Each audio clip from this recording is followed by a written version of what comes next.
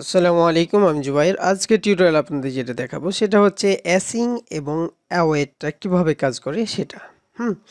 তো অ্যাসিং আর অ্যাওয়েটের কাজটা বোঝার জন্য আমরা দেখেন যে এখানে কনসোল ব্যবহার করেছি, এখানে ব্যবহার করেছি, নাম্বার ব্যবহার করেছি। তাহলে আরও বুঝতে পারবেন। এইটা ব্যবহার করেছি, এটা ব্যবহার করেছি। তো কি করব, আমরা এখন দেখব যে এটা কিভাবে কাজ করছে। তো প্রথমে 1 নাম্বার কনসোলটা প্রথমেই দেখতে পাচ্ছি। 1 নাম্বার কনসোলটা,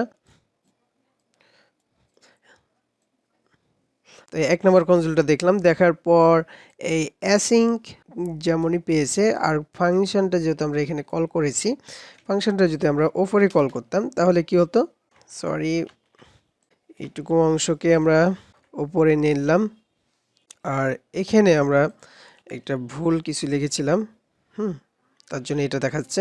তো আমরা ফাংশনটাকে দেখেন উপরে কল করেছি, তারপরেও একই কাজ হচ্ছে। তো এইটুকু বোঝার জন্য আমরা কনসোল যখন ফার্স্ট লিখলাম তখন দেখেন যে 1 নম্বরটা দেখাচ্ছে। তারপরে এখানে এই অ্যাসিং পাওয়ার সাথে সাথে কি করেছে, এইটুকু বাদ দিয়ে নিচে চলে এসেছে। নিচে আসার পর দেখছি ফাংশনটা কল হয়েছে। কল হওয়ার সাথে সাথে কি করবে, এই ফাংশনটা কল হওয়ার সাথে সাথে এর ফাংশনের মধ্যে ঢুকবে। ঢুকার পর এখানে কি হবে, 2 নম্বর কনসোল যেটা আছে, এই 2 নম্বর কনসোল, এই 2 নম্বর কনসোলটাকে কি করে দিবে, প্রিন্ট করে দিবে। প্রিন্ট করার সাথে সাথে অ্যাওয়েট যেটা আছে, এই অ্যাওয়েট পাওয়ার সাথে সাথে কি করবে, ফাংশন থেকে বের হয়ে যাবে।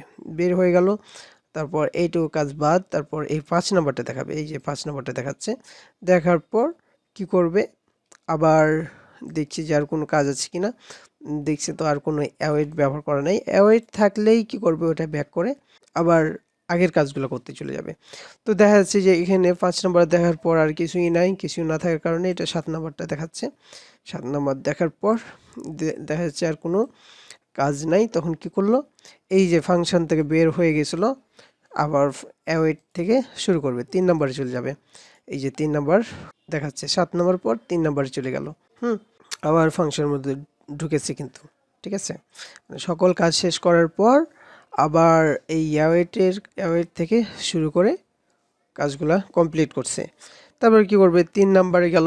3 নম্বরে যাওয়ার পর কি করছে, এইটা রিটার্ন করে দিয়েছে। যে ভ্যালুগুলো পেয়েছে সেগুলো রিটার্ন করে দিয়েছে। রিটার্ন করার কারণে এই ফাংশানে কি হয়ে গেছে, এই ফাংশনের মধ্যে এই ভ্যালুগুলা চলে আসছে। যখন মানে তখন কি করবে, এই ফাংশনটা কল হলো। কল হওয়ার কারণে যে আমাদের যে একটা প্রমিস দিয়েছে, প্রমিসের মধ্যে আমরা দেখতে পারবো এই যে কি আছে সবগুলো দেখতে পারবো। এর মধ্যে এগুলোর মধ্যে আমরা সবকিছু দেখতে পাচ্ছি।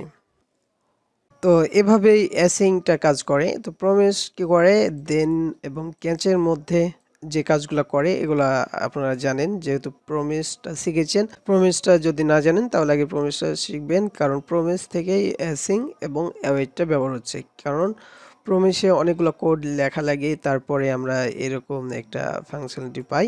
তো ওই কাজটাই আমরা অ্যাসিং এবং অ্যাওয়েটের মাধ্যমে করতে পারি। তো আপনারা কি করবেন, অ্যাসিং আর অ্যাওয়েটটা তার জন্য ভালো করে বুঝে যাবেন।